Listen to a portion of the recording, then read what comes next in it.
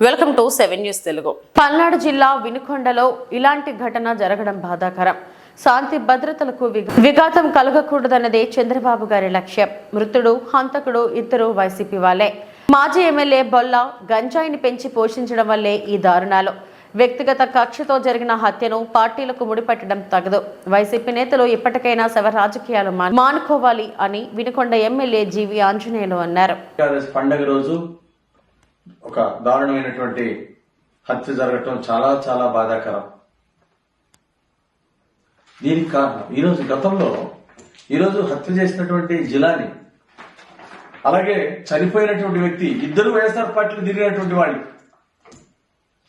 YSR party gang లో తిరిగినటువంటి వాళ్ళు, అలాగే వైఎస్ఆర్ పార్టీ లీడర్లతో తిరిగినటువంటి వాళ్ళు. హత్య చేసిన ఆయన, అలాగే హత్య గావించబడ్డ ఆయన ఇద్దరు వైఎస్ఆర్ పార్టీలో తిరిగినటువంటి వాళ్ళు.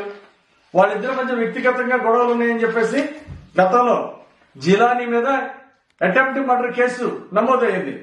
వీళ్ళిద్దరి మధ్య కేసులు నమోదైంది. అప్పుడు ఇది వ్యక్తిగత కారణాలను మీరు శవ రాజకీయాలు ఏ విధంగా చేస్తారు? మీరు వ్యక్తిగత రాజకీయాల్ని పార్టీలకు ఏ విధంగా చుడతారు? సిగ్గుందా మీకు? వ్యక్తిగత రాజకీయాలని పార్టీలు చుట్టడం చాలా దుర్మార్గం. ప్రజల అమాయకులు అనుకోవద్దు. ఈరోజు ఈ శవ రాజకీయాలు ఇప్పుడైనా మానుకోండి. ప్రజలు చిత్తుగా ఓడించిన తర్వాతైనా మీకు బుద్ధి రాకపోవడం చాలా బాధాకరం. గతంలో బాబాయ్ హత్యని మీరు ఎట్లయితే దుష్ప్రచారం చేశారో, ఈరోజు మీ పార్టీ కార్యకర్తలు హత్య చేసినా అది తెలుగుదేశం పార్టీ మీద బురద జల్లటం, శవ రాజకీయాలు చేయటం, ఇది ఎంతవరకు సమంజసం అని అడుగుతున్నా నేను. ఇప్పటికైనా శవ రాజకీయాలు మానుకోండి. ఇది చాలా దుర్మార్గం. సిగ్గుపడాలి. ఇలాంటి శవ రాజకీయాలు చేయడానికి చాలా సిగ్గుపడాలా.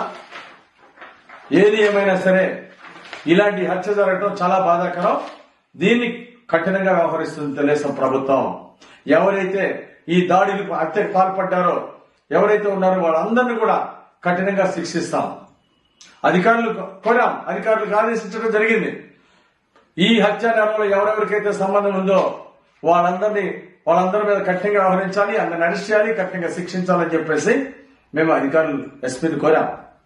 ఎస్పీ గారు కూడా నిష్పక్షపాతంగా ఈ కేసులో వ్యవహరిస్తున్నారు. పాత గొడవలు ఓ పార్టీలో వైఎస్ఆర్ పార్టీలో ఇద్దరు పనిచేసినటువంటి వాళ్ళు, అలాంటిది తెలుగుదేశం పార్టీకి చుడతారా? శవ రాజకీయాలు చేస్తారా? ఇది చాలా సిగ్గుసేటు.